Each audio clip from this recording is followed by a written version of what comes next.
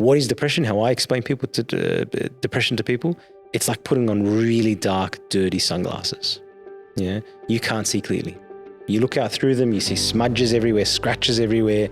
Everything looks dark, everything looks miserable, nothing looks real, everything looks distorted.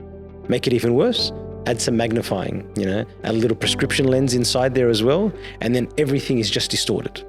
Mental health is not just my mind, it's not just my body, it's not just my spirit. It's impacted by all those three circles.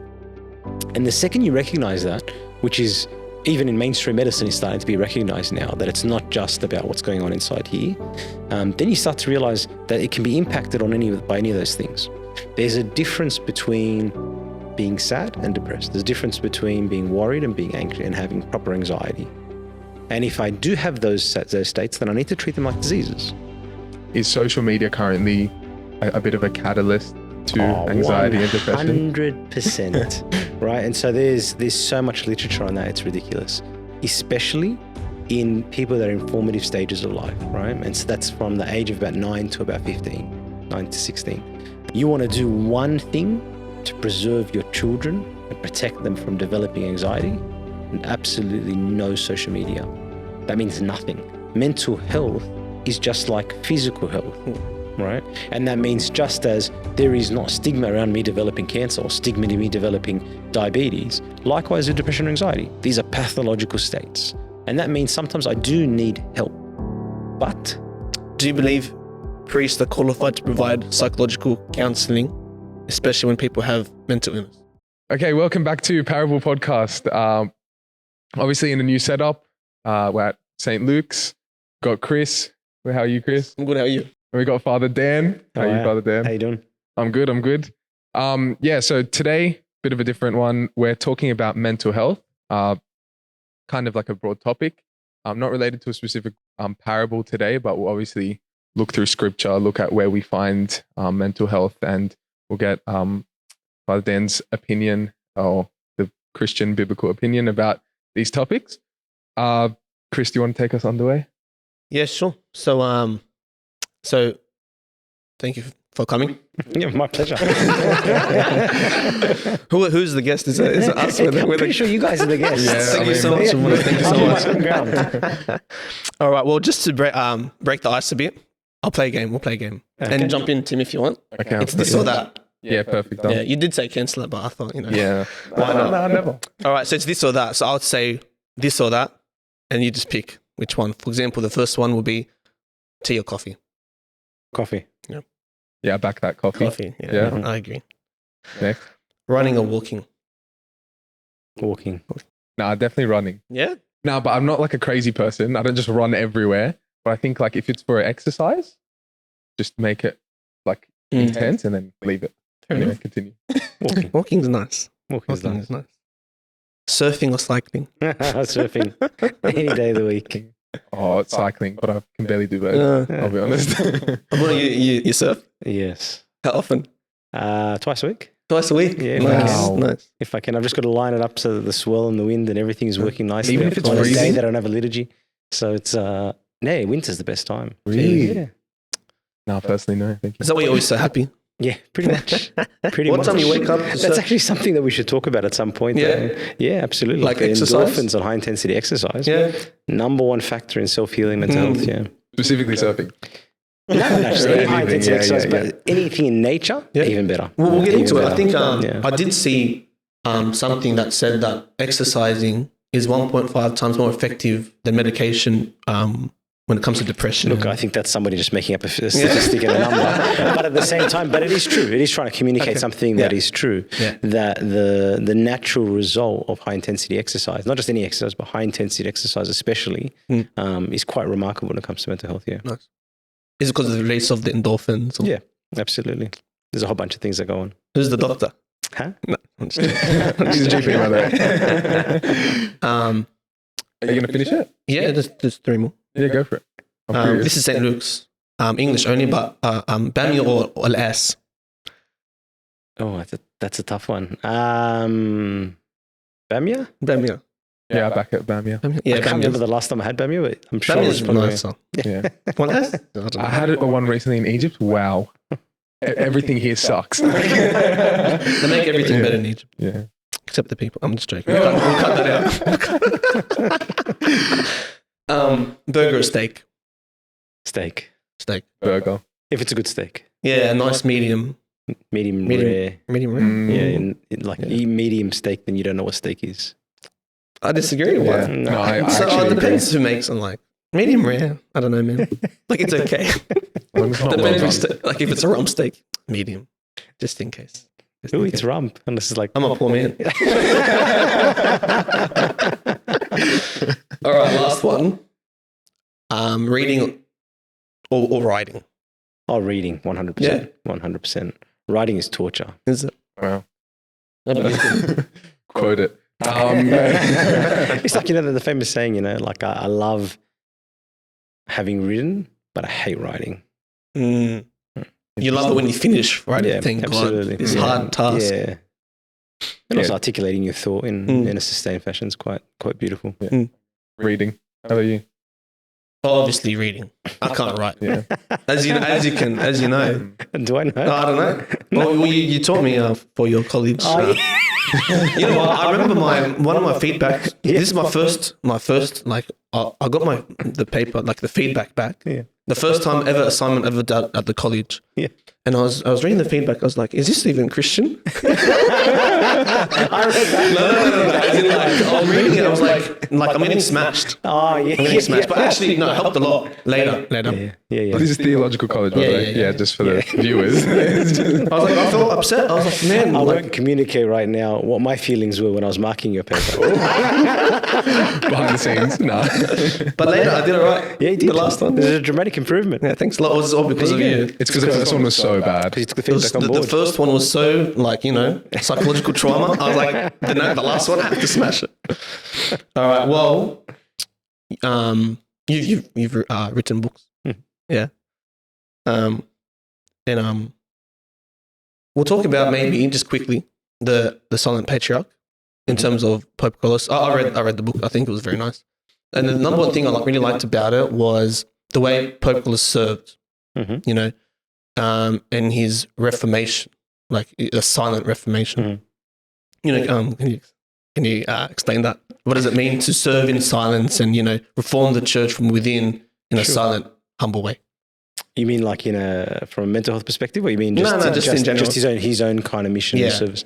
Yeah, absolutely. So he was I guess a bit of an anomaly, a patriarch who was silent, didn't give sermons, wasn't altered, like very conducive in terms of his meetings, didn't have an agenda, didn't have some kind of strategic vision about the way he wanted to do things.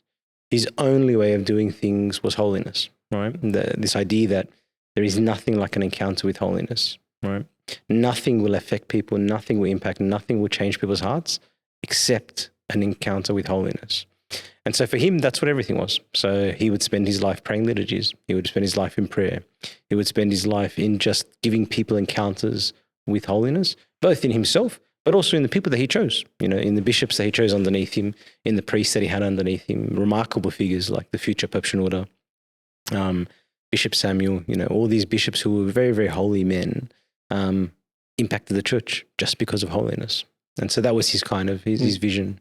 If we did like a service, we want to sit down, make meetings and plan. And do you think the way Pope Carlos did it just by pure holiness, do you think that's a more effective way than going out there and I think you can put the effort. And I think he did. He was very good at identifying people that had that kind of strategic vision. People like Pope Shenouda, people like Bishop Samuel, who could very much do that for him.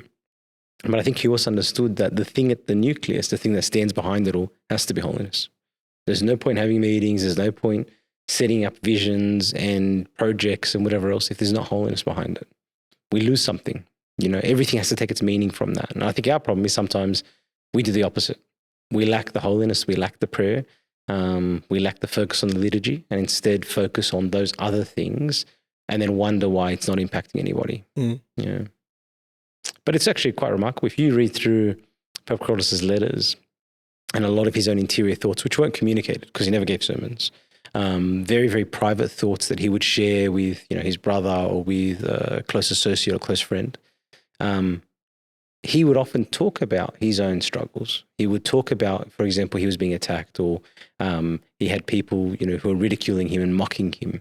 And when he would talk about them, he would always end with usually one or two Psalms, but the favorite among them was Psalm 94. And he'd always quote particular verses, which is, if I say my foot slips, your mercy, O Lord, upholds me. In the multitude of my anxieties, your comforts delight my soul.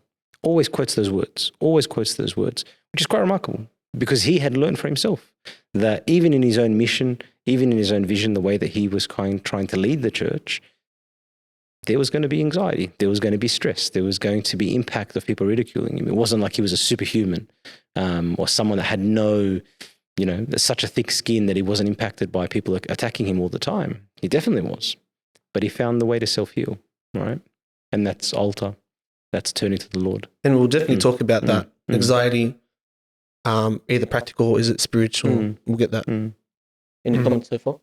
Yeah, no, it's really good. And I think it does actually quite relate to what we're going to go on to talk about. I guess getting our source from God always is going to relate to whatever we have to talk about. But I think specifically in mental health cases, anxiety and depression, where we can't see the hope, where we can't see the light, when we're trying to sort of find that holiness, God's light in these things. But yeah, we'll go on to talk about it. By the way, me and Chris, they're probably the worst people to talk about mental health, in the sense that not to our knowledge that we have specific experience but I think it's important to know that I think in terms of mental health, whether you don't have it now or have it, you might have it in the future. It's often circumstantial, can be circumstantial and lead to something more. And then on top of that, I think it's safe to say that most people know someone who is experiencing mental health, may know someone in their small group or even a greater group that may have committed suicide or just struggles in general. Has those struggles continuously. So I guess one is looking at how we deal with it as well as how we help others in those situations as well. Yeah. I mean, look, and the reality is that all of us, mental health is basically a spectrum, right? So from the physiological to the pathological, from the things that are kind of normal, the normal reactions. So the normal reaction to stress is to be worried, is to have a little bit of concern inside me. That is normal. If I didn't have that, then I wouldn't be running away from the dinosaur that is chasing me. I wouldn't be running away from the guy that's pointing a gun at me. And so there needs to be a normal physiological response. And so we all get that. When you lose someone that you love, you will go through a period of mourning, of grief. And so that is the physiological. But then it also is a spectrum that moves all the way to the pathological, to the point where it's disease, where there's something is wrong now, it's impacting functioning. And so all of us, even though we may not have pathological states of depression or anxiety or other mental health, we all have something at a certain point, some physiological level of depression or anxiety, which is not depression, anxiety, it's just worry or grief or sadness. All of us experience that. And if we're not experiencing it, by the statistics, 100% someone in our family is, someone of our friends are. And so it's very, very important that we understand what it is. One, so that we can care for ourselves, so that we can self-heal, but also so that we can have compassion and mercy on those who are suffering themselves. Talking about statistics, I read a paper and I was shocked. Okay, where'd you find the paper? On some random website. Look, I read a few papers, a few, and there was a study that was done from 2015 to 2020. You can clearly see depression increasing, from especially between the ages of 18 and 25, by around 7 to 10%. 7%, 10%, depending on the paper, because I read multiple papers. So I think the question is what is depression, and why do you think it's in the rise in our society? So depression, I mean, there's a DSM criteria, which is the way that doctors will diagnose that. And what it essentially means is that over a certain period, usually a 2-week period, you have to exhibit a certain number of symptoms. And those symptoms, and this is the way we diagnose it. Depression, well, the word itself just means sadness or a pathological state of sadness. How we diagnose it is over 2 weeks, you've got to have things like anhedonia, which means a loss of pleasure. I don't take pleasure in the things that I would normally do. altered sense of sleep. And so some people sleep a lot, some people don't sleep. You have a disturbance to your appetite, your energy levels, which can sometimes be increased, sometimes decreased. And so all of these things are the physical body, as well as being sad and losing pleasure in the things that I'm doing, is starting to impact me. And then on top of that, it needs to have some kind of impact on my function, my ability to kind of be in the world, my ability to work, my ability to love, my ability to be in relationships. And that's the kind of DSM criteria, the formal way of diagnosing what depression is. Now, when somebody comes in to see a doctor, we don't necessarily pull that out and say, well, tick, tick, tick, tick, you have depression. It's a human that's before you. And so often there's a constellation of symptoms that fit in with a certain time course, and that's what helps us diagnose it. But the really important thing is that it is starting to get to the point that it's impacting functioning. Yeah. What is depression? How I explain depression to people, it's like putting on really dark, dirty sunglasses. Yeah. You can't see clearly. You look out through them, you see smudges everywhere, scratches everywhere. Everything looks dark. Everything looks miserable. Nothing looks real. Everything looks distorted. Make it even worse, add some magnifying, add a little prescription lens inside there as well. And then everything is just distorted. That's more severe? That's depression. That's what most people experience with depression. It's a distorted way of seeing the world. It's a distorted way. Everything looks bad. Everything looks sad. Everything looks negative. Every comment is taken in an offensive way. And so that's what people often feel.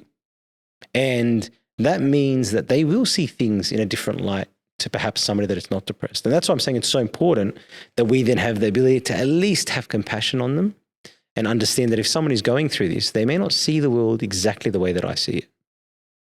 So that's kind of, I guess, depression in a nutshell. But popularly, it's just being sad. It's being sad and seeing things in a negative way. What about the idea that if I see everything bad, I might be bad? Yeah, so this is very important, especially when it comes to spirituality. One of the ways that's really useful to think about all of this is that we are body, mind, and spirit, right? And they're like three overlapping circles. And in the middle of those three overlapping circles is me, is my mental health. Mental health is not just my mind, it's not just my body, it's not just my spirit. It's impacted by all those three circles. And the second you recognize that, which is even in mainstream medicine is starting to be recognized now, that it's not just about what's going on inside here, then you start to realize that it can be impacted by any of those things. So for example, someone who is going through chronic disease, might have cancer, might have diabetes, might have whatever it is, their mood can be low as a result of that, right? Somebody that doesn't sleep properly, who doesn't eat properly, their mind will be affected by things that are happening in their body. As soon as you recognize that, you also then recognize that if something is happening in my spirit, it can also impact on my mental health, right? If I am struggling with particular sins, if I am avoiding confession, if I am keeping my heart away from God, then if my spirit is not healthy, just like my body is not healthy, then that means my mental health can also suffer. And so those three circles really impact everything. And that's important to recognize because then mental health is multifactorial. It's coming from different factors. It's not just one thing. And often when you deal with people, you start to realize, I'm in a very privileged place as a priest and as a doctor, when I deal with people, you see that often it is coming from the spirit as well as the body, as well as the mind. And there are a whole bunch of things going on that is contributing to this person's mental health going so poor. And that's really, really important to recognize because then if you don't, then sometimes we can spiritualize mental health. I'll give you an example. You can have a young girl. And any example I give is not actually a person. So if anyone confesses with me, I'm not divulging your confessions. It was probably an old man. Yeah, exactly. Everyone that knows me knows that I twist all kinds of stories. If you're young, become old. If you're male, you become female. Sometimes you go back to being male. If you're bald, you have hair. Yeah. And so you're an old male. Look out. I do my own anonymizing. If anyone says, if you ever say a man full of hair, it might be talking about yourself. Maybe. You never know. That's his perception. Come on. You never know. But for example, a young girl, 16, right, who has anxiety and has an inability to control her thoughts. So she has intrusive thoughts. And she struggles with those. And every time she thinks about anything, she gets a thought attacking her, which she sees an attack, telling her to do something she doesn't want to do. Constant intrusive thoughts. Every time she has a conversation with somebody, what you just said, I haven't got hair, replays and replays and replays and echoes through every part of her brain. She can't sleep at night because she's replaying. What do you mean by that? Does he mean I'm not good looking? Is that what he's trying to say? I really like the look of what But the rumination goes on. Thought spirals, like little hurricanes of thoughts just constantly almost like erupting inside her mind. Now, imagine her spiritual life. She has anxiety. She has intrusive thoughts. And then in her spiritual life, she's sitting there every time she commits a sin. What does she do? Plays it over and over and over and over and over and over and over again in a negative way, stuck in a thought spiral. When she wants to control her thoughts and she's in the liturgy, intrusive thoughts coming in constantly. Must be the devil attacking me. I must be bad. I must be evil. Why can't I concentrate during the liturgy? Rumination and sensitivity to everybody, hypersensitivity. Every time a girl makes a comment to her, she takes it to heart and she holds on grudges and she keeps ruminating, and every single hurt plays in her mind. If you saw her then her spiritual life, you would assess and say, well, spiritually, she's not in a good place. But is that true? Or is she just struggling with mental health? Yeah. And the reason I say that is that sometimes I do have people who will come to me who are spiritualizing their mental health symptoms. In actual fact, they're just struggling with anxiety. And I will say to them, forgive me, we will focus on your confessions, we will focus on your spiritual life, and we will do a number of things to help you. But at the same time, you need to see a psychologist. Isn't it fully believing in God? If I fully, with my whole heart, believe in God, wouldn't that take away my anxiety? The mental health? Yeah, I have something on that. A lot of people that, a lot of conversations that I have, kind of surrounded by like the taboo sort of case of mental health. A lot of the older people I talk to will say, you need to serve in church more. You need to be more involved. You need to just have a closer relationship to Christ, and your mental health will over time improve. Yeah. And then on the other hand, a lot of younger people that I'd have a conversation to will be like, no, like you need to go to someone who's dedicated their life to fixing people who have mental health problems. See a psychologist. It's not all about going to church, and Abuna can't fix all your problems and all of these things. Is it somewhere in between? Is it edge? I would look, you could say it's somewhere in between. I'd say it's more a matter of discernment. Yeah. Of seeing that it is multifactorial, and also seeing that sometimes things can masquerade as something else. And when you recognize that, the question changes. The question changes, because then you do have that problem where if I'm spiritual, if I believe in God, if I completely put my trust in God, then he should be able to heal everything, right? But then do I have the same argument when it comes to appendicitis? Yeah. Right? I've got appendicitis and my appendix is infected and I'm dying and I've got fevers and I'm vomiting and I'm about to die. And I say, well, I fully trust in God. I've actually had patients who have said that to me, who come from other Christian traditions where the belief in medicine might be a bit limited. And I said to them straight out, okay, but you'll die because God has given us medicine, right? In the same way that God has given you the capacity to go and prepare a meal and feed yourself, you can't say, well, I'm not going to work. I'm not going to buy any food. I'm not going to cook that food and I will be nourished. There's a disjuncture. Something is missing. Something has gone wrong. And so I think, you know what I mean? So I think it's really important that we recognize that it's mental health is just like physical health, right? And that means just as there is not stigma around me developing cancer or stigma to me developing diabetes, likewise with depression and anxiety. These are pathological states. And that means sometimes I do need help, but 3 circles and they overlap. And that means that sometimes the help that I need is spiritual. Yeah, and often is. And so when people come to me, I'll often say to them, draw these 3 circles and write things underneath them of what you're going to do under each one of these circles. What are you going to do for your mind? What are you going to do for your body? What are you going to do for your spirit? Even in the medical world, I'll do that because it's so important to recognize that it is impacted. Yeah. There are books out there. There's one book that I actually have that you gave to someone. And you gave Father Arseni to someone from Wollongong. Okay. David. Anyways, I took it. Okay. And I was reading the book. Is it my book? I think it's your book. Please have it I think we're just stealing books. It's Father Arseni. You know that book? Yes, yes. There was a part in I was reading it. It's very, very interesting. Yes. Very interesting. And obviously he goes through a lot. Father Arseni in the prison cells. Yep. And he deals with basically everyone dying. Yes. Or leaving. This is with the time when Stalin died and, Sure. And everyone was leaving or dying. because during the reign. So, Anyways, yeah, so under communist Russia, yeah, and the changes. Yeah. there was a time where he was saying that his distress was so severe, he couldn't sleep. He couldn't. But then he just said that he prayed, asked the intercession of Saint Mary, and it said in the book that God removed his distress. Yeah. So I guess I'm not denying that in any way or form, but that's not depression. That's not anxiety necessarily. He's talking about distress or stress, right? So absolutely, we need to learn how to lean into God in those states. And that's what I was saying at the beginning. Pope Carlos was under a lot of stress, running a church, people attacking him, in a really a thankless job in an environment where everyone was against him. His own bishops were against him. He would turn that to God, right? He would pray in the Psalms. That is why we have to learn to find comfort in God.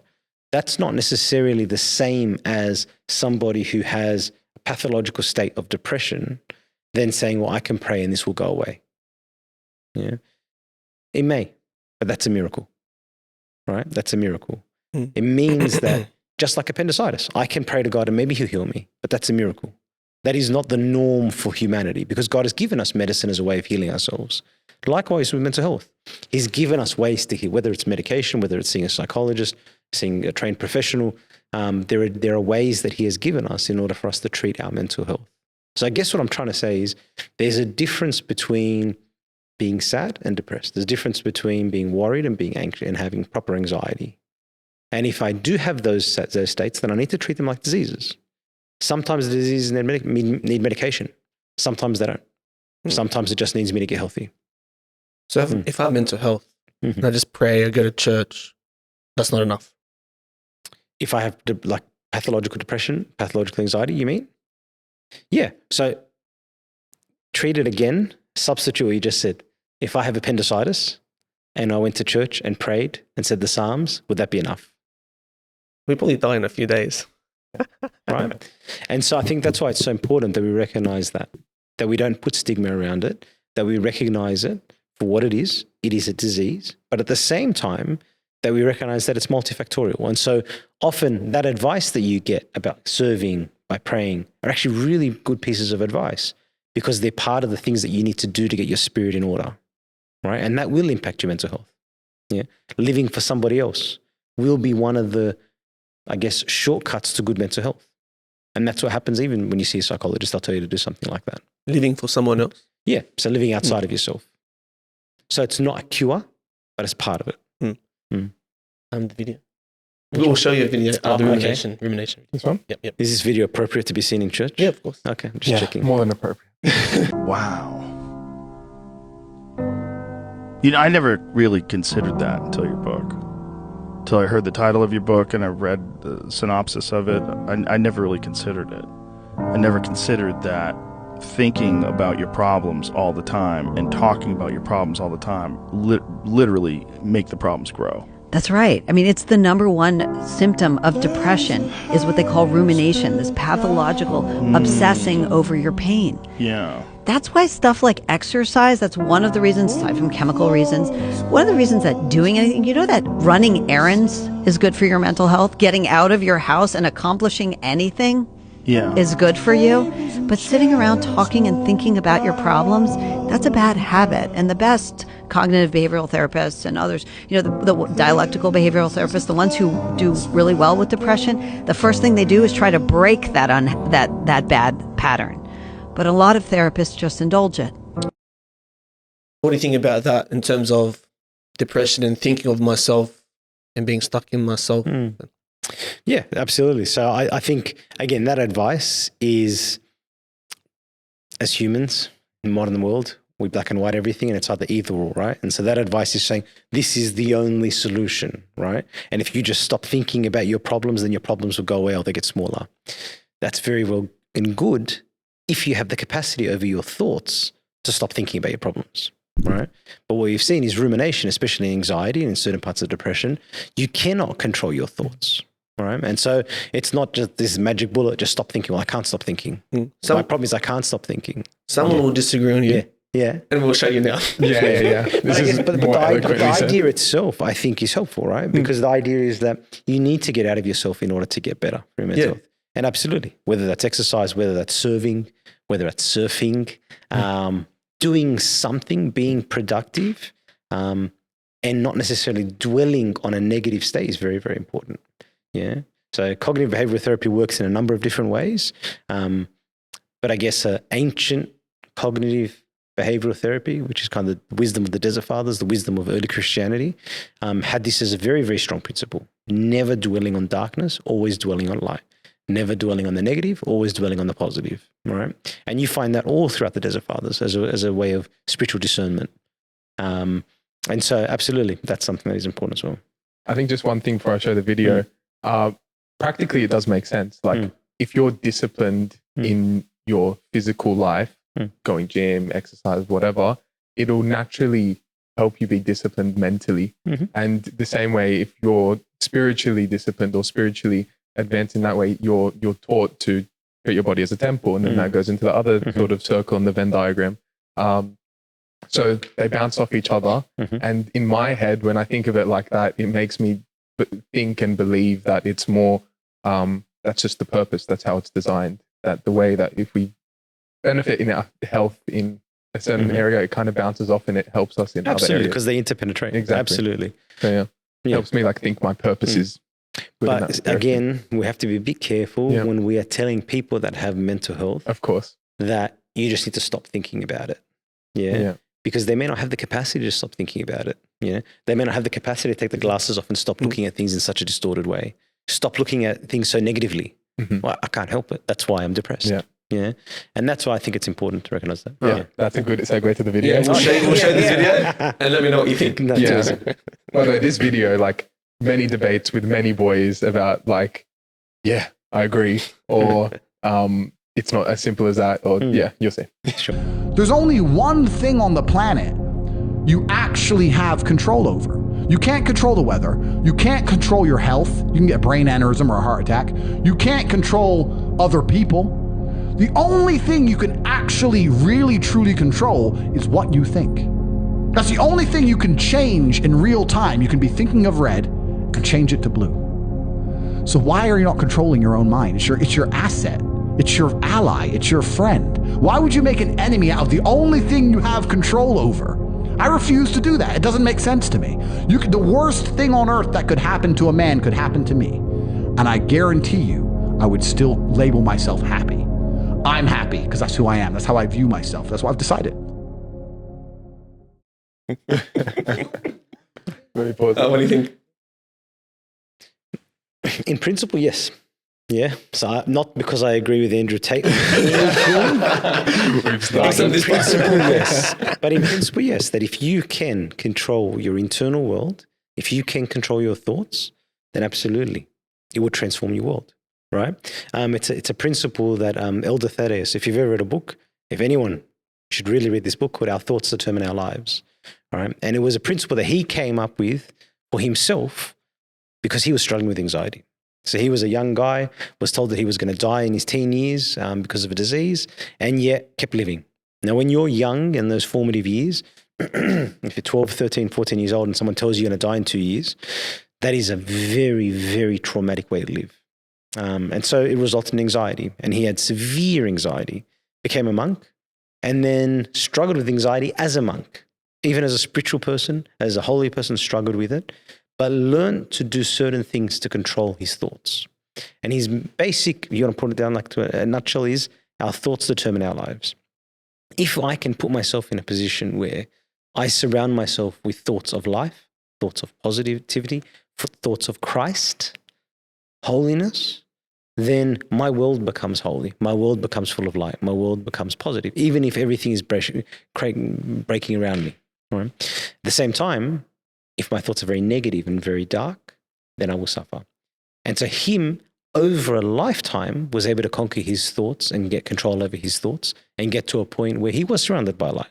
Still struggling with little bits of anxiety here and there, but his thought world determined his life, right? And so that is a very, very important principle. Some people can do it by themselves. Some people can't. That's why I said, so he says, well, I just decided. That's well and good if you can decide. I may have incredible mental capacity. I may have You know, I was brought up in a good family, stable home, stable parents, stable life, didn't see war, never struggled financially. Naturally, God-given was given genetics where my mental world was stable. I have resilience. I have capacity so that, yes, no matter what happens around me, I can very, very quickly control my thoughts, be thankful, stay grateful, and stay positive. But there are other people that haven't experienced that. There are people that pass through trauma, people that never experienced a stable home, people seen war. And so their thoughts naturally are dark, naturally are twisted, naturally are distorted. Add in genetics. And so you can't say for everybody, I just decided. Some people can, absolutely. Yeah, they're rare. Some people need help. They need to do strategies themselves. Some people need that extra help from somebody else. Right? Some people need medication to calm down their headspace, to let them look at the issues clearly. And so, in principle, yes. How you get to that principle, I think, differs for every single person. Yeah, I like that. Going on to biblically, where we see anxiety and depression, I think it's important to count on, because a lot of people may come and say, God doesn't really understand what I'm going through, or there's not really it's important in my head to find biblical accounts of where this has happened so that we can sort of see that there's a relation. One of them for anxiety that I found was, I think it's 2 Chronicles 20. It's long, so you can go and read it. But it's explaining a king who was getting battles coming in from all different directions. And it's him explaining, he's reflecting and he's explaining about his anxiety in a sense, because he can't control all these things at once. Where in taking that into our modern terms is that often when something bad happens in our lives, it's not just that relationship breakdown, but it's work-related problems on top of that. And then there's something else happens, some minor inconvenience happens in your life, and it just, like I said, takes you over the edge, and you're just constantly anxious and thinking about so many different things. So that's one about anxiety. Another one, I guess, is Christ himself was so anxious that he bled. He was sweating and blood came out, which is actually a condition. I have the name of it somewhere here. Hematidrosis. That's the one. Yeah. Hematidrosis. Yeah. Was it anxious? Was Christ anxious? He was in agony, and it was mental anguish. Yeah. So when we use the word anxious, if you mean by anxious anxiety, that's a state. You know, so a period that you've been anxious for 6 months, right? To feel anxious or to feel worried is a normal physiological feeling. But his state of anxiety or state of anguish, as you say, was severe enough to cause hematidrosis, right? Yeah. I didn't want to cut you off, but no, that's good. That's good. Yeah. I did it. To my knowledge, I found it interesting. That's why I asked further. It's like based on like fear and like stress and worry. It's kind of like so when you're in, it's kind of like fight and flight. You guys have heard of that before. Yeah. So when you're in a position of severe stress, your capillaries, which are the blood vessels that rush to your skin, have changes, and so they shut off for a long period, trying to preserve that blood into your muscles so that you can run, right? So that you can sprint off if someone comes to attack you. And so when you're in a severe state of anguish or severe state of anxiety, whatever it is, your blood vessels shut down so that your muscles so your blood can go to your muscles. Problem is, if you stay like that for a long, long period, then the blood will eventually rush back to those capillaries and bleeds. They burst. And that's where you bleed into your skin or bleed into your sweat glands. And so you can sweat blood. And so it's a documented condition. And scripture really describes that in Gethsemane, that as Christ is going before his death, his crucifixion, and feeling the anguish, not of himself of just dying, but the anguish of, I created all humanity and I created you for life. And now you're all dead, or you're on the path to death. He carries that upon himself, right? And so he does experience that. And he is also being, I guess, a perfect model for us. As the perfect man, he's able to then regain control. Yeah. He's able to experience that and yet turn it to God, turn it to prayer, and then march to his death, literally. Can the anguish also be that he loves them so much, but they rejected him? So, so it's all part and parcel. So he's God. He's created us for life. Imagine you're a father, you have children, and then your children are choosing to die. They're choosing to do things that are going to get them killed. They're foregoing that gift that you gave them, which is life, and choosing death. I didn't create you for death. I created you for life. And so the anguish of all of that, of all of humanity, that's what he carries upon himself. And so it's deep suffering. You know, it really is deep suffering that he takes upon himself for our sakes. And he struggles with it. You know, he struggles with it for probably his whole life. He was struggling with it to a certain extent, you know, about what he was carrying. Even if you observe that as he's presented to the temple, that when he goes and his mother, say Mary, presents him to the temple, she hears the words, you know, and a sword will strike or pierce your soul. She will also be caused, you know, will suffer because of what he's going to go through. So we can never escape that. We can never escape stress. We can never escape feelings of anxiety. We can never escape grief, as they're part of the human condition. But Christ does give us a model of how we can turn that to him. Now, as I said, some of us are able to do that by ourselves. Some of us may need help to get there. All right? Which is fine. Which is fine. That's what we're created for as humans, to be one body, to move together towards him. And it's not just Christ. If you look in the early church, there's often this kind of idea that some people go that if you're a saint, you can't struggle with mental health. It's absolute rubbish, right? When you read through the accounts of the saints in the early church, you find, in actual fact, the exact opposite. Many of them struggled with their mental health, right? Just like many of them struggled with diabetes, just like many of them had heart problems, just like many of them had appendicitis. They struggled with it. I'll read for you a prayer, and if you have any idea about depression or anxiety, tell me what this sounds like, you know? So Saint Gregory of Nazianzus, Saint Gregory the theologian, he was best friends with Saint Basil the Great. And these are with Saint Gregory of Nyssa were the Cappadocian fathers, the people that were responsible for the Nicene Creed, the Trinity, understanding of the Trinity was. Group. Yeah. And so, but he had a number of risk factors, right? Saint Gregory of Nazianzus, he lost his mother, then he lost his father. His relationship with Saint Basil was often really strained, you know. He was often anxious. And in one of his prayers, he writes this: "The breath of life, O Lord, seems spent. My body is tense. My mind filled with anxiety. Yet I have no zest, no energy. I am helpless to allay my fears. I am incapable of relaxing my limbs. Dark thoughts constantly invade my head. Lord, raise up my soul, revive my body." And so he is describing what is a deep state of probably the mix of depression and anxiety, you know, this tense state of just darkness, He's praying through it, but he struggled with it and he had bouts of it.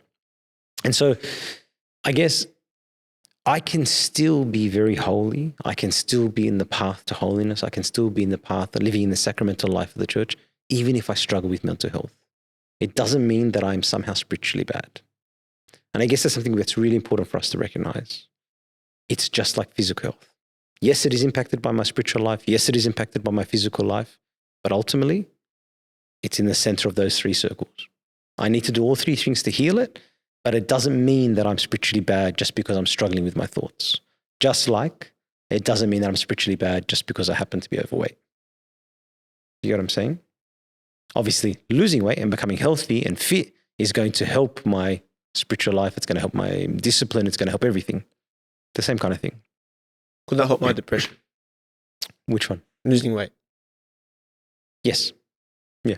So absolutely. So like I said, if you look at the factors that lead to depression, letting those three things go, my mind, my body, my spirit, will impact my mental health.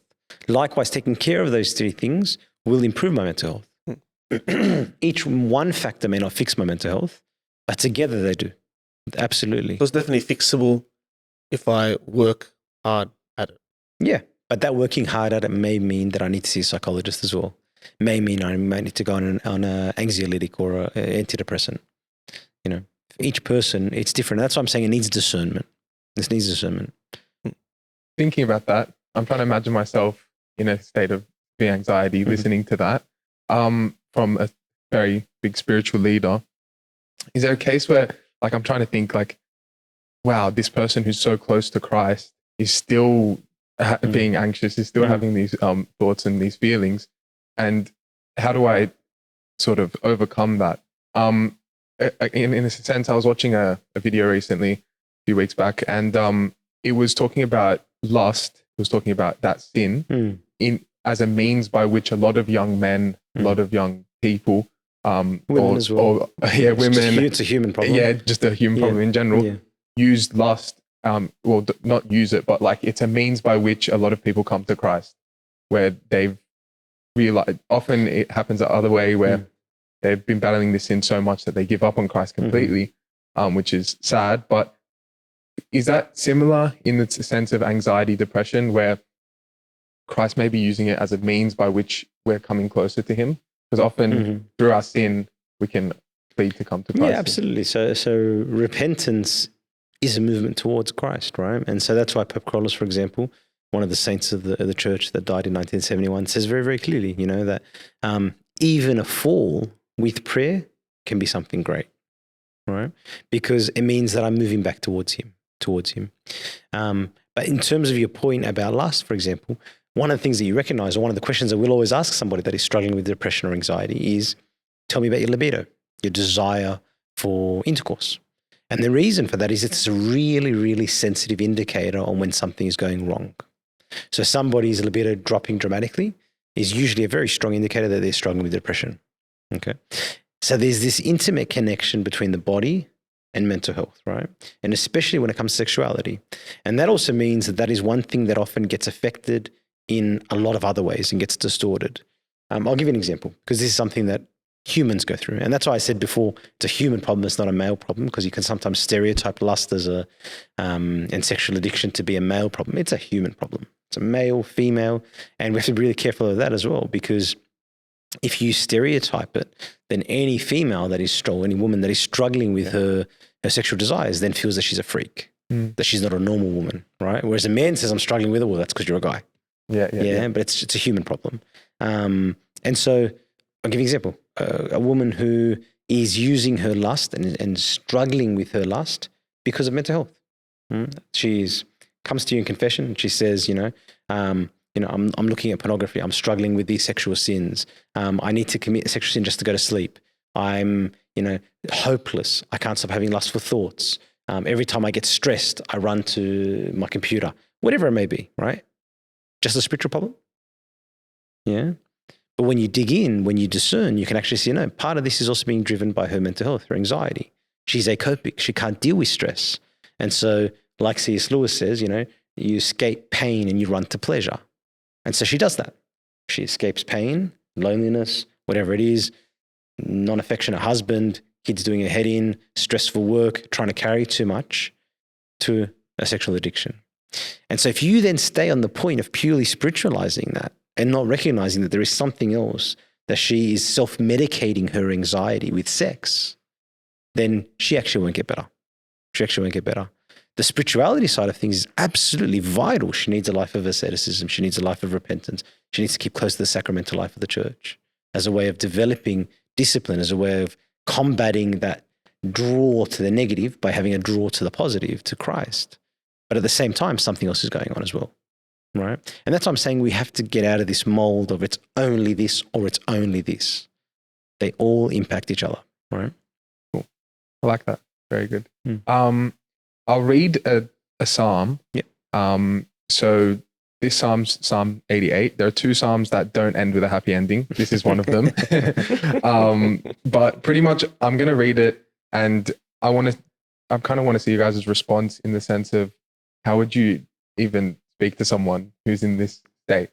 It's a person. It seems like they're experiencing depression. And again, biblically, depression is there in the sense of Jonah was pushed to a state of depression. He wanted to kill himself, and then God saved him. Who else? Job. King Saul, miserable, needed David to sing him psalms. Exactly. To calm him down. Yeah. Needed a medium. Mm-hmm. Elijah as well, I think. Yeah. Elijah, depression. Because he thought no one was good. Yeah. And God was like, there's 6,000 or 9,000. There's 9,000 still happen. That's how he said it. Yeah, I think so. I think a bit soft and a nice quiet voice. So this psalm, written by a guy named Heman, and I was reading into it, and he's very respected, great role model, great wisdom, talented musician, committed father of many children. and he was respected for his faithful service to the king. So very highly respected man. Seems like his circles are quite good. But he wrote this psalm. I might not read all of it. Oh, maybe I can. It's 18 verses. We can go through it. Okay, so Psalm 88. This is the New King James Version. O Lord God of my salvation, I've cried out day and night before you. Let my prayer come before you. Incline your ear to my cry. For my soul is full of troubles, and my life draws near to the grave. I am counted with those who go down to the pit. I am like the man who has no strength, adrift among the dead, like the slain who lie in the grave, whom you remember no more, and who are cut off from your hand. You have laid me in the lowest pit, in darkness, in depths. Your wrath lies heavy on me, and you have afflicted me with your waves. You have put away my acquaintances far from me. You have made me an abomination to them. I am shut up, and I cannot get out. My eye wastes away because of affliction. Lord, I have called daily upon you. I have stretched out my hands to you. Will you work wonders for the dead? Shall the dead arise and praise you? Shall your loving kindness be declared in the grave, or your faithfulness in the place of destruction? Shall your wonders be known in the dark, and your righteousness in the land of forgetfulness? But to you I have cried out, O Lord, and in the morning my prayer comes before you. Lord, why do you cast off my soul? Why do you hide your face from me? I have been afflicted and ready to die from my youth. I suffer your terrors. I am distraught. Your fierce wrath has gone over me. Your terrors have cut me off. They came around me all day long like water. They engulfed me altogether. Loved one and friend you have put far from me, and my acquaintances into darkness. Pretty heavy. So, yeah, what would you say to someone who's having a thought process like that? But again, this is what depression is, right? Yeah. But on the other side also, it gives you an insight that this is chosen, selected by inspiration of the Holy Spirit, by inspiration of the church, as scripture. Right? That tells you something. Why is it that the number one prayers, the most used prayers, the most valued, emphasized prayers in the church are the Psalms? And not just in the church, all of Christianity, early Christianity, Judaism, the Psalms were central to their forms of worship. Why? Because they're articulating something that we are all experiencing to a certain extent in ways that we can't articulate. And more than that, they're not just prayers that we're praying because they're just able to say what I want to say when I can't say it. There's power in them. You know, the church fathers believe that they're inspired by the Holy Spirit. And so in the Psalms, each one of them actually carries the power of the Holy Spirit in them. And that's why you'll observe saints, whether it's Pope Carlos or any other saint, that they would pray Psalms over people. Not because of the words, but because of the power in the words. And so my lamentation, when it is offered up to God, becomes very powerful. And so one of the things that I will do with people that are struggling with depression or anxiety is I will get them to memorize parts of Psalms. And I'll tell them, every time you feel anxious, repeat those words. Those 3 verses from Psalm 94, those 3 verses from 27, whatever it is. Repeat those verses over and over and over again as a way of then taking what you are feeling and offering it to God. Not as the only solution, but as a very, very important part of that solution. But also because when you pray those words of the Psalm, you are invoking the words of God into your life. You're invoking the power of God into you. His words are in you. They abide in you. They purify you. And so it's really, really important then that we keep those Psalms, and the church has kept those Psalms for a reason. Whereas you'd imagine these Psalms are miserable. Yeah, they're speaking about lament. We shouldn't be feeling like that. Why would you make that into scripture? Surely you'd make only the Psalms that praise God, a happiness, sing a joyful psalm, this and that, make a joyful shout. They're the Psalms that should make it into scripture. Why are so many of the Psalms lamentation? Why are so many of the Psalms about brokenness? Why are so many of the Psalms that cry for help? Because that is how we are all feeling. Maybe not right now, but a certain season of my life, I will feel it. And so the Psalms then are the number one place for us to go. And so even though we're kind of talking about the problems, the solution, besides seeking a good mental health care professional, finding a good GP, finding a good priest to have confession, is just pray Psalms. Is just pray Psalms. And so my kind of top 3 pieces of advice I tell people are get some help. Go see a GP or psychologist or whatever you need to do. Go have confession. Yeah. Pray the Psalms. High intensity exercise. Right? And sleep. holistic. And sleep. Yeah. And sleep. But you've got to be intentional about it, because often we're very loose about doing these things. Yeah, I'll pray the Psalms, but no. You need to be praying the Psalms daily, multiple points in the day, every time you feel down or anxiety or anxious. You need to be doing high intensity exercise, not once a week, multiple times during the week. You need to be having regular confession. You need to be attending the liturgy regularly. You need to be praying regularly. You need to see a GP regularly. Yeah. You need to be intentional about getting yourself into good mental health. Yeah. Just on that, sorry, one last thing, this is quick. Go ahead. So I was looking through some stuff, and there was a doctor that posted a paper, and pretty much like the conclusion, the finding, you can search this up, but it says 12 minutes of daily focused prayer over an 8-week period can change the brain to such an extent that it can be measured on a brain scan. Me being skeptical of that, I looked at some more papers, and they found that yes, it's not like it grows your brain or shrinks your brain, but they find differences in like the gray matter and the volume. It says here, differences in brain networks might explain the disparate relationship between gray matter volume of the left medial orbitofrontal cortex and the neurofeedback control between groups.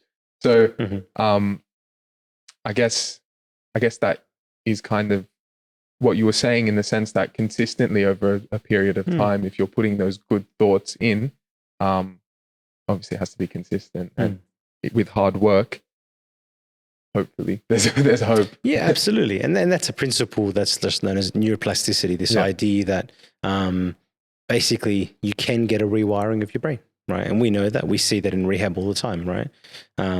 They've done all kinds of funny studies, like you'll get monkeys and you tie 2 of their fingers together with rope, and then you get them to move, and they can only move both of the fingers at the same time because they're tied together. Yeah. And then the brain map in the MRI, when they do a functional MRI, all of a sudden is fused. Whereas they had one brain map for this finger and then another brain map for this finger, when they tie them together over a period of weeks, a month, that brain map, even when they untie them, is fused, and they can no longer move one finger without the other, because there's a rewiring of the brain. And then you had to hold them apart for a little bit, for a couple of weeks, in order for the brain to relearn to separate that map, right? So that also goes for addiction. That also goes for spiritual struggle. That also goes for negative thoughts. I have to be intentional. That after a period of time, I have to rewire my brain, right? From a very mechanical perspective, yes, absolutely, there's neuroplasticity. But also, when I take mental health as being more than just neuroplasticity, because it's more than just my physical brain, it's also about my spirit, right? It's also about my body. Then when I put all of those things together, they all help and they move me to good mental health, right? But it may be that even with all of this, I find myself in a state still of struggling with my mental health. Maybe I've improved. Does that mean I can't be a saint? Absolutely not. Does that mean I can't enter the kingdom of heaven? Absolutely not. I may have been born and struggle because of trauma and a whole bunch of other things with bipolar disorder. If I have bipolar disorder, even with all the strategies in the world, I will struggle with it. There will be relapses because there's something neurochemically going on, right? I may have schizophrenia. I may have any other kind of psychosis, right? It doesn't mean I can't enter the kingdom of God. But me struggling against it, just like me struggling against cancer or struggling against diabetes, by doing everything that I can, improves my physical health, improves my mental health, improves my spiritual health. And so I guess we just have to keep that in mind. We have to keep that in mind to not stigmatize it, not turn it into something that is, which means that I must be doing something wrong spiritually. Because sometimes I can be doing everything right spiritually. I'm just a very anxious person, right? And so then when I have an understanding of that, one, I become compassionate and merciful to the people that might be struggling with this. But number two, my own self, if I find that I'm getting to a little bit of poor mental health, then I quickly start those strategies, right? And we were kind of having a chat about this before, about this idea that mental health is kind of like getting depression and anxiety is like developing pneumonia. But before you get pneumonia, you're going to have a cold, right? And all of us get colds. No matter how fit you are, you will still get a cold. But you self-heal, right? Your body fights the virus. You take some, cold and flu tablets, you rest, you sleep, some chicken soup. If you have a wife that makes you some beautiful chicken soup, then God bless you. My wife does, and you nurse yourself back to health, right? But sometimes that cold, that virus results in pneumonia. And once you've got pneumonia, some people's bodies can fight it, a lot can't. All right. And you need help. You need to see a doctor. You need to nurse yourself. You need to rest. You need to maybe go on antibiotics. All right. And so we have to recognize that almost all of us are getting colds. Maybe we're not getting depression. Maybe not getting anxiety. But we're all getting the physiological kind of beginnings of it. And if I don't treat them properly, if I just am oblivious to them and don't care and try to self-medicate, whether that's by, pornography, watching TV, Netflix, shopping, eBay, I don't know, Instagram, whatever you do, right? Then you're actually not treating it, right? You're self-medicating it. And so that's important for us to recognize. I think, with that, I always turn back to Israel. Weird, but Israel, like the meaning is to struggle with God. And often what we do is that when we sin, we'll turn to or whatever other ways, or when something bad happens in our life circumstantially, maybe if someone's passed away or something like that, we turn to our own vices to sort of comfort ourselves, and cure us. But we should be Israel, not saying the country, but Israel in the terms of struggle with God. It's a matter of turning back to God. And, absolutely. And leaning into him, right? Because he is the one source of comfort, the one source of strength, right? And that's why I think the Psalms are really beautiful. What if someone like a healthy body, in terms of having a healthy body, if you have a really healthy body and you get a virus, you're less likely to have pneumonia. True. Yeah. What if, is it the same thing with depression? So if I wake up every day, same time, good sleep, I exercise, everything's stable in my life, and these are all conscious efforts like going out, waking up, going for walks, going surfing. What's the chances of having any mental health issue? Yeah. So it's protective. Absolutely, it's protective, right? It does limit it. Now, there are limits there, right? There are limits. You can't control life circumstances. You can't control the fact that you don't get cancer. You can't control the fact that your wife doesn't get cancer. You can't control the fact that you don't lose a child. You can't control the fact that there's a car accident. So there are a lot of things that are out of your control that can provoke mental health. But you're right. If you're doing all of those things, if you also are blessed with a stable home, if you're also blessed with a stable childhood, which are very formative in developing your capacity to deal with mental health, then you're in a state of great protection, right? Because even when something bad does happen, you have all of the resources to deal with it. Yeah. And so I think it's very important that we are doing all those things, just like we're doing all those things to prevent us getting a cold, preventing all those things to prevent physical disease. I may still get physical disease, right? But at least I'm putting myself in the best possible position to deal with that physical disease. Yeah. But at the same time, we still have to be very careful, because it's easy for me then to say that somebody that is struggling with mental health, well, it's because you're lazy. It's because you're stuffed up. You're not sleeping right. You eat rubbish. You don't control your thoughts. You let yourself go.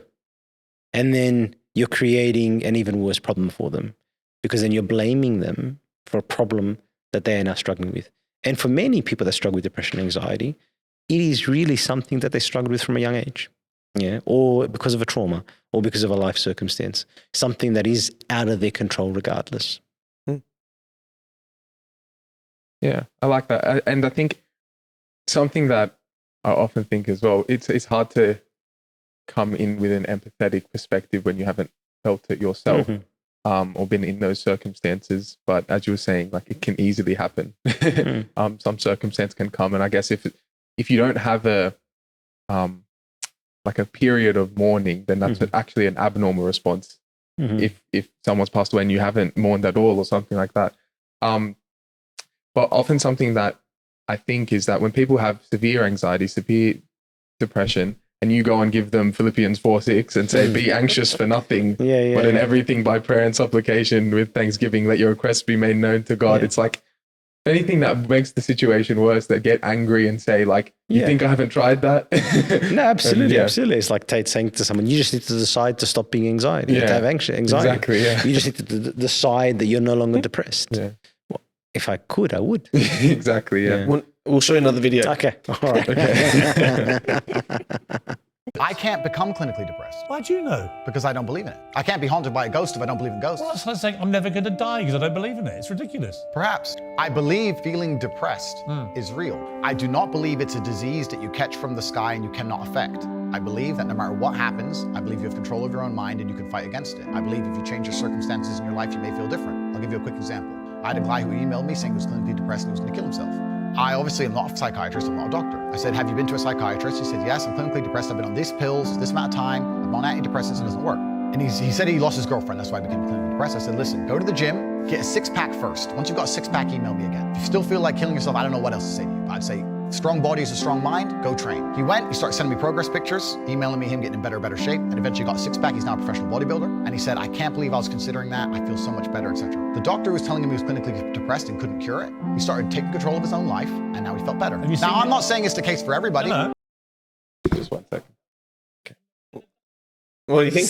Again, look, half truth, right? Absolutely, that high intensity exercise, going to the gym, whatever it is, will be one of the key features to getting out of depression and anxiety. And it's very clear. I, thanks be to God, am not a depressed person because of life circumstance. God protected me of these things. The only difference between me and somebody else, right? Sometimes if I'm carrying a heavy pastoral load and I'm tired or exhausted or I'm dealing with a lot of people's problems, whatever else, in the morning, I'll go for a surf. When I go for a surf, 2 hours later, I come out of the water, biggest smile on my face. Sometimes just in one wave. Just one wave. Is it because you're out of the cold water? Or? No. I'm actually hotter in my wetsuit in winter than I am in summer. Wow. But you come out elated. What changed? High intensity exercise. That's all it is. Endorphins out in nature, neurochemically, a whole bunch of things happen. You're productive. You do something. You feel good. You're around other people that are happy because they're exercising. You feel good. When you do that regularly, you are lifting your mood in a very natural, healthy way. We are now stagnant. Humanity in general, we are stagnant. We don't work, we don't hunter, we don't hunt, gather, we don't chase animals, we don't do that naturally on our day-to-day basis. We sit at computers, completely sedentary, right? And so doing that will have a dramatic impact on your mental health. And so it is a vital part of it. So anybody that comes with any kind of mental health issues, I will always tell them, go to the gym, high intensity exercise. If you can't, go for a run. If you can't, do push-ups. Do something. Do something, because it will have a major impact. But it's got to be very, very regular. And so that's the truth part. Yeah. The half truth of it, though, is that saying that you don't need to do anything else. He literally said, I don't know what to say. Don't see a psychologist. Don't worry about this. This is the only solution. It's the magic bullet. Just get a six-pack. Yeah? All right? Doesn't fix everything. You sure? You can't see through. But it's but you know what I mean. And so that's the problem. Yeah, it's the kind of the same idea of this black and white thinking, either or. You have to either do this or not do this. It doesn't make sense. It doesn't make sense, and it doesn't play out whether in statistics, whether in the medical literature, whether in the spiritual life. It just does not play out. We had a talk last Friday night, St. Oneness Youth come through. And it was on communication. And there was a statistic that came up and said, I didn't fact check this one, but I can kind of see where it's coming from. People who have 5 hours of screen time or more are 2 times more likely to have depression. So I guess the question is social media currently a bit of a catalyst to anxiety and depression? 100%. Right. And so there's so much literature on that. It's ridiculous. Especially in people that are in formative stages of life, right? And so that's from the age of about 9 to about 15, 9 to 16. Those ages, especially in females, right? There's an explosion in anxiety that is tied to the smartphone. And you guys would have heard about this in the media with Jonathan Haidt writing a book called The Anxiety Generation. And you'll also see it now in government policy. You have Chris Minns and the New South Wales government. You have governments across Europe scrambling to find a way of blocking social media to kids before the age of 16 because it's a black and white fact. So clear that being in a relationship with social media where I'm in a 1 to 1,000 relationship, 1 to 10,000 relationship, which is not real, which doesn't help me to become, learn how to deal with people and the difficulties of normal relationships, You're playing a soccer game with a ball and you're being difficult. They take the ball, they walk away from you. You don't play anymore. Social media, I'll make another video, right? Yeah. I'll do something else. I'll make something else. And then I get likes, dislikes. I like the dislikes as well, right? Because dislikes are giving me some attention. And so there's this all kinds of weird feedback relationships that are happening, all kinds of things that are making me acopic, all kinds of things that are affecting my ability to get on in the world. Social media. That's besides this. That's besides the concentration issues. That's despite, you know, the inability to sustain my attention or concentration on a particular thing. That's besides the fact that I'm getting constant notifications. Besides all of that, when you add all that together, it's an absolute mess, right? And so you want to do one thing to preserve your children and protect them from developing anxiety, and absolutely no social media. That means nothing. You want to be even better? No smartphone whatsoever until they finish school. Kids are going to hate me. My kids hate me for saying it, you know, but it's a fact. Like, you're literally abusing your kids if you're giving them a phone before the age of 18. And forgive me, because I know a lot of people have done that. I know your kids pressure you. I'm not judging you. I'm not saying that you've done anything wrong. But we have to face the facts, right? We have to limit it. You have to do everything within our powers to. That means also for us, right? They call it digital well-being, where you can see your screen time. It is a massive thing, right? And so if you're sitting on your phone 24/7, that will, again, be one of the things that very quickly worsens your mental health, right? So getting off it, again, will be one of the things, not the only thing, that will improve your mental health. What in specific is it that really damages you? With social media, you mean? Yeah. As I said, it's when you are spending years, think about it, when you're in year 5, year 6, year 7, year 8, you're learning how to get on with other kids. When you don't have opportunities to get on with other kids, you don't learn how to give and take. You don't learn how to deal with someone attacking you. You don't learn how to internalize the stress and not necessarily punch someone in the face. You don't learn how to be calm in a provocative situation. You don't learn the behaviors you need to do to win people over after you've upset them. You don't learn how to make peace. You don't learn any of that. You just learn to be totally free and get reactions. And you just learn how to get away with it. Yeah. In a 1 to 10,000 relationship with people, right? You learn to comfort every level of stress by some form of activity. You don't learn how to be bored. You don't learn how to be at peace. You don't learn how to find peace in yourself without having to get something else to give you that peace, right? How about us, like adults, or even as kids? 2 hours watching reels. Disaster. What's the harm? It's disaster. It's a disaster. Can you control yourself? You know, like, I shouldn't say this because it's like a confession. I'm a priest and whatever else, right? But this is my confession to you guys. I'm confessing to you guys. There was a period, you know, I think probably during COVID or something like that, where I was probably like, I was a bit free because I didn't have to pray liturgies, and surfing was the only thing. You remember you could leave the house and if it was 5 kilometers. I was like 7 kilometers. Too bad New South Wales police didn't get me, you know? And so I was 7 kilometers. And so I was surfing every day, and I was having the time of my life, right? And I didn't have much to do because people were at home. And so I was watching surfing videos.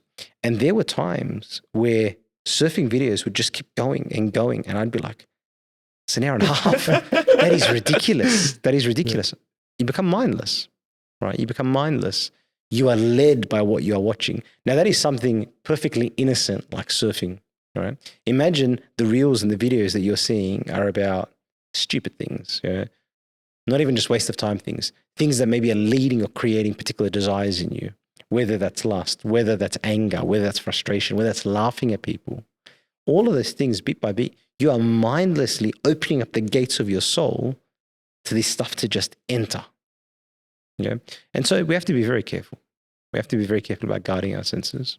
And I think it's now, even put aside the spiritual, if you don't want to talk about the spiritual, purely from a psychological perspective, social media is an absolute disaster. It really is abuse of children. There's no other way to say it. And so, you know, if you have young children, it's very simple. No phone until they finish HSC or year 12. If they have a phone already because they pressured you or because you didn't know about this or whatever else, put some kind of internet filter on there that blocks all forms of social media until that age. The evidence is just blinding. I have actually seen people in my close circle just turn off social media completely. And you actually genuinely see their life change, like productivity wise. They feel like they don't have to compare themselves to anyone. all of those sort of benefits and fruits come from it. I'm going to say something I forgot. But yeah, it's very true. Like I've got grown women, who are 40, 50 years old, who will come and have confession, and they'll be talking about jealousy and dissatisfaction about their own bodies and comparing themselves to other people. And I can't stop thinking about it, Father. I'm always jealous of these other people, and I'm always never satisfied with myself. And I'll say to them, yeah, how much Instagram do you use? And they go, oh. And I go, well, pull it up, show me digital well-being. And they'll pull it up on their phones and they'll see whatever it is, like, I don't know, 7 hours on the phone and 2 hours with Instagram of that day. And I go, now, what are you looking at when you're on Instagram? And they're other girls, not from a lust perspective, but just comparing or seeing clothes, whatever, I don't know. It's a false image. No one's going to post something that with them right? Crying. When you have 2 hours of that image entering you, it's going to affect you inside, right? So when you stop doing it, of course, your whole world shifts. You're able to see things a lot more clearly. Again, it's not the solution, but it's a very, very important part of the solution. What would your advice be if someone got rid of social media? Like, how are you supposed to fill in your time? That's the problem. That's the problem. You just answered the question. Yeah. The fact that you think social media is there to fill in your time means that you don't know what your time is actually used for. Well, if you think about it, if everyone's using social media, everyone's at home. Yeah. They're not going out. Yeah, or they're just stuck to their screens, right? But our time can be used for so many other things, right? The fact that I think that I need to have social media to fill in my time is a problem. It means that I don't know how to be by myself. It means that I don't know how to pray. It means that I don't know how to read a book. It means that I don't know how to be in relationship with people, right? Would you advise everyone to be off social media?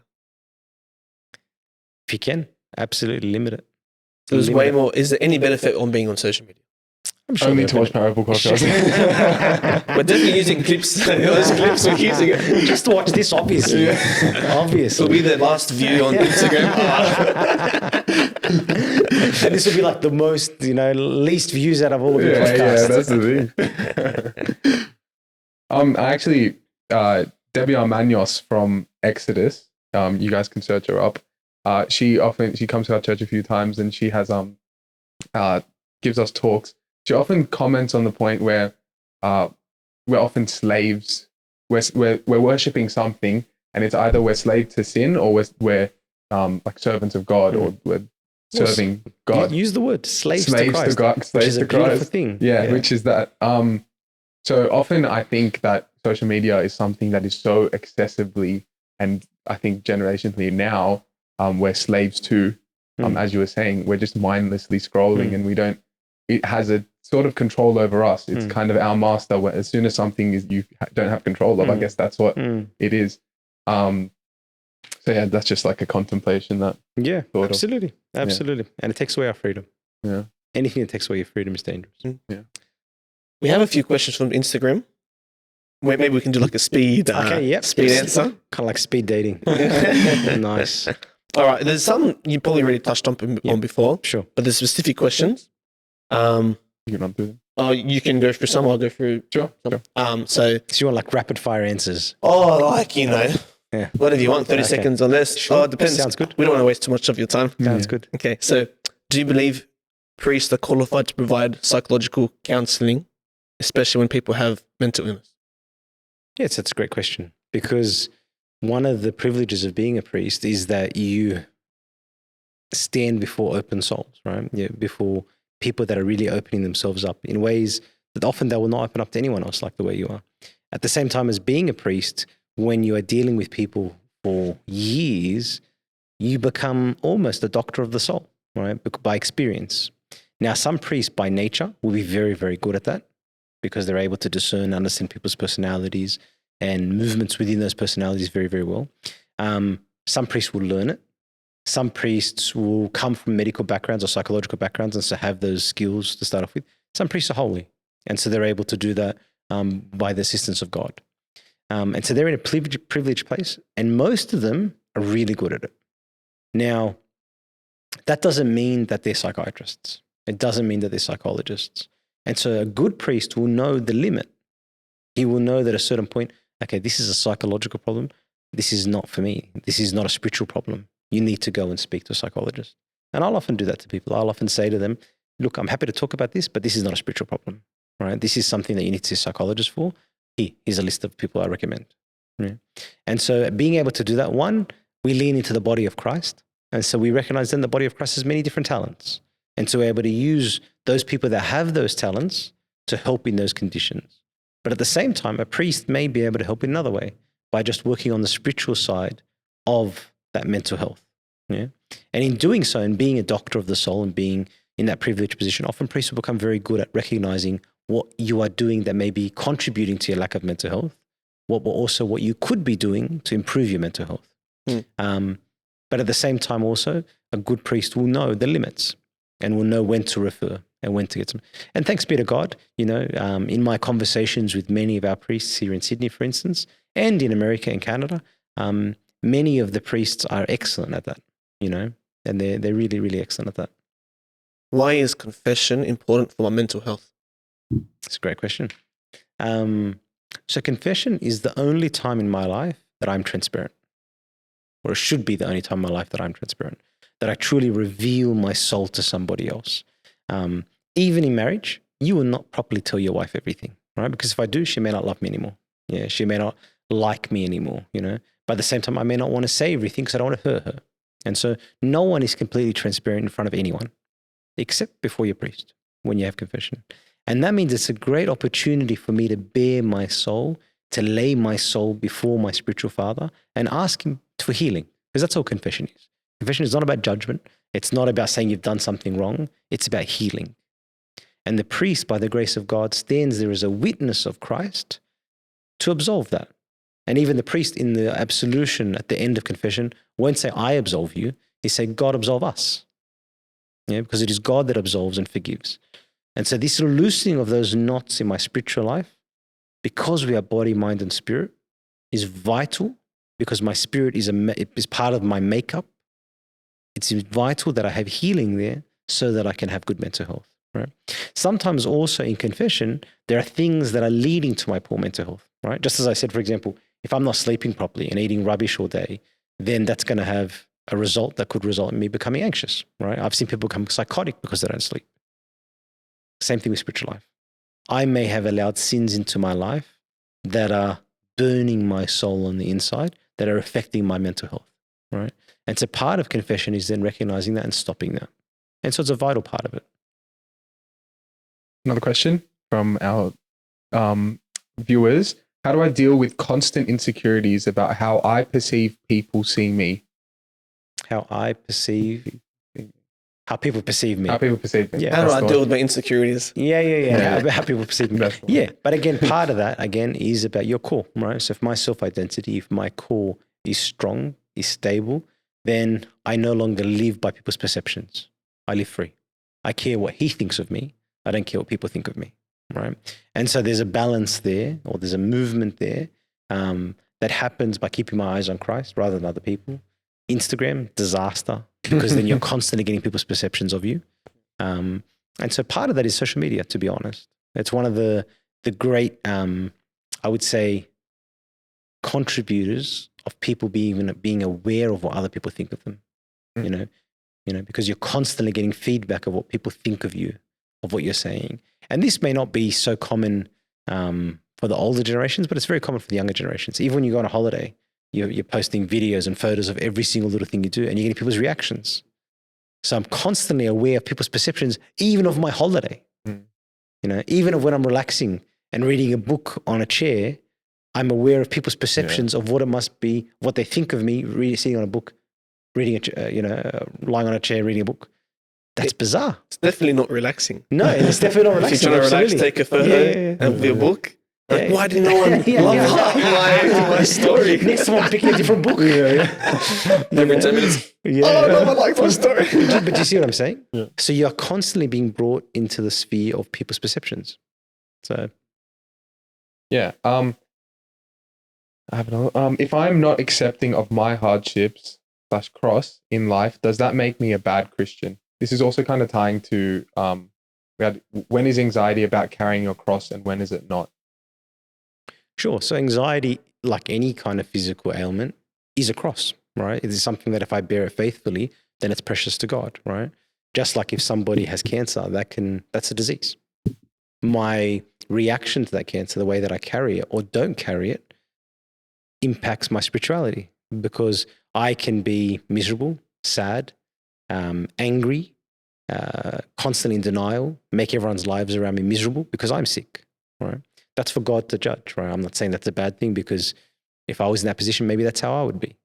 But that's a negative reaction to it. Or I can take it as something that God has given me to move me towards repentance. Not given me, but the world has given me, chaos has given me.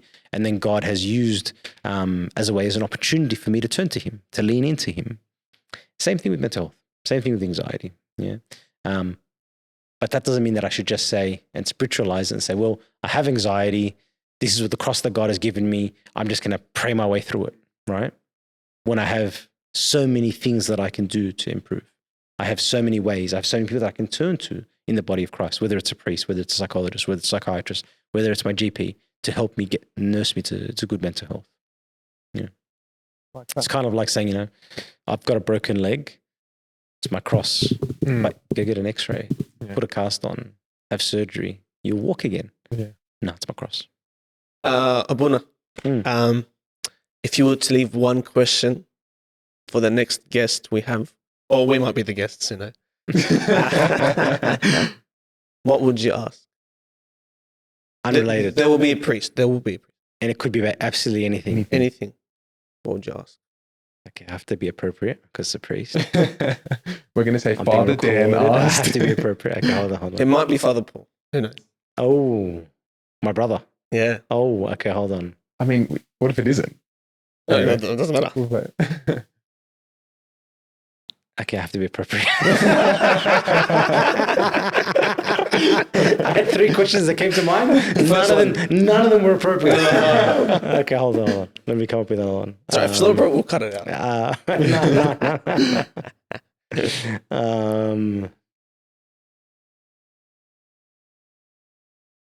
What is the funniest thing that has ever happened to you as a priest? Nice. Okay, that's a good question. That's a great question. See? Appropriate, clean, good. There's room for them to say good mental health. Bishop approved. Bishop approved. Positive thoughts. Funny. Thanks a lot, Abuna. Yeah, thank you so much for letting us come. Absolute pleasure. Honestly, beautiful church, beautiful setup. Not in Joey's garage. Joey's beautiful studio, sorry. Yeah, thank you so much for that. God bless. It's an absolute pleasure. Thanks a lot, Abuna. God bless, guys.